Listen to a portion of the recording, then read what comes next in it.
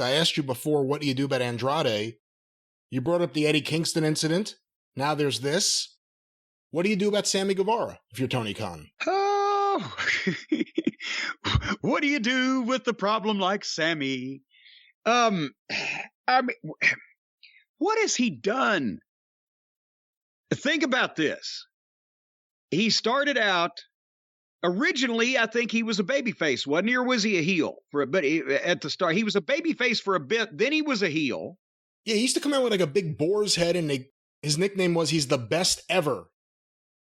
So I think he was a heel, even though he had the big boar's head. No, the first week, I think it was a panda head, wasn't it? Oh, I don't know. It was some animal. Some animal. Maybe I'm thinking of Moose Cholak. I'm not sure. Possibly a bear. You might be thinking of Moose Cholak or Mantar. You're not sure. But anyway, the point is, he got over as a heel to the point where then he got over as a babyface. And people were cheering him, and they liked him, and everybody was saying good things about Sammy. The only thing bad they were saying was he's going to fucking kill himself because he's taking all those goofy bumps. But the people were behind him.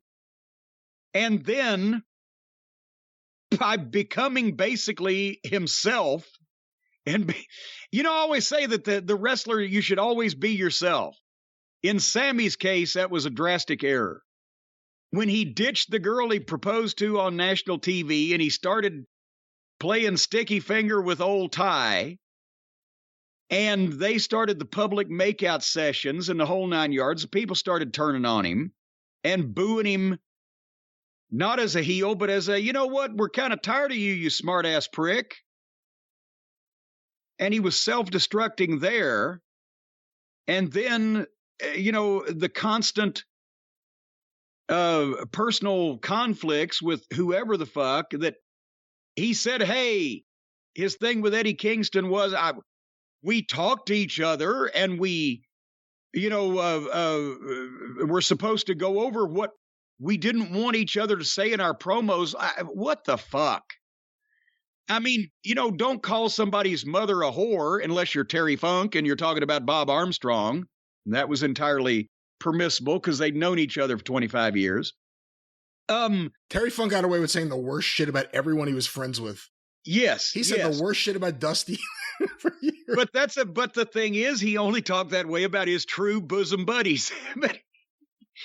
But it's ridiculous. God damn it. You don't clear shit. Oh, you ought to know, just as another man, don't call somebody's wife or mother a whore and don't say their children are ugly. But besides that, it's fucking wrestling. And if you don't like what was said about you, then say some sharper shit back and you'll get your point across to the guy and maybe you'll draw some money at the same time. But don't fucking either one of you start fucking yelling in the back because somebody went too far at a promo, calling somebody a fat piece of shit. Well, was Eddie going to win? Then that fat piece of shit would have kicked Sammy's ass. But nevertheless, it appears that Sammy thinks he's a bigger star now than he is, and he's floating on top of the world because he hadn't paralyzed himself yet, and he's got a hot chick, as the kids used to say. But that won't last forever. Either the hot chick or the fact that you haven't paralyzed yourself if you keep on doing stupid shit. Or if you keep on running that mouth like you're a goddamn member of the Gracie family, Sammy, then somebody else in the locker room may paralyze you first. So my advice to Sammy would be, stop showing people so much of your true character because it's done nothing but get you in trouble for the last 6 months.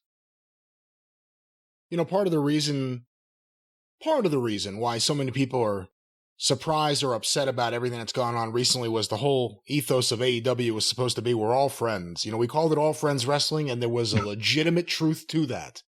And then things started getting factored off into different camps. Here's the thing.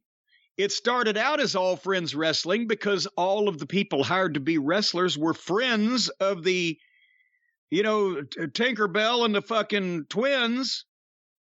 But when they had to open up their roster to more legitimate and or experienced talent instead of the indie darlings and school friends from Cucamonga, that's where people stopped being friends. But what's the old saying, Brian? It's the wrestling business, not the wrestling friends.